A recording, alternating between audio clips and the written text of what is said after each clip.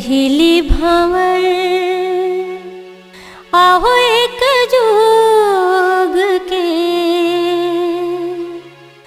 जुगन जुगन गाठी पर गे हो। पहली भावर आहो एक जोग के जुगन जुगन गाठी पर गे हो।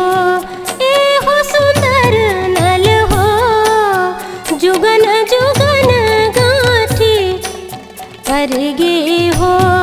ए हो सुंदर नल हो जुगन जुगन गाठी पर गे हो।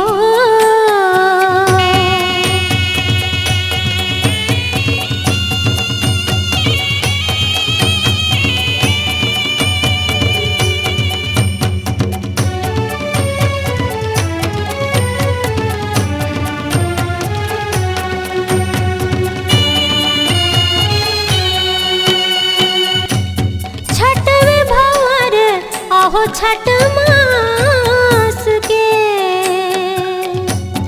सात भंवर जुग लेखा हो। पर गे भंवर आहो परलोक के जुगन जुगन गाठी पर गे हो। ए हो सुंदर नल हो जुगन जुगन गाठी पर गे हो। ए हो सुंदर नल हो जुगन जुगन गाठी पर गे हो। ए हो सुंदर नल हो जुगन जुगन गाठी पर गे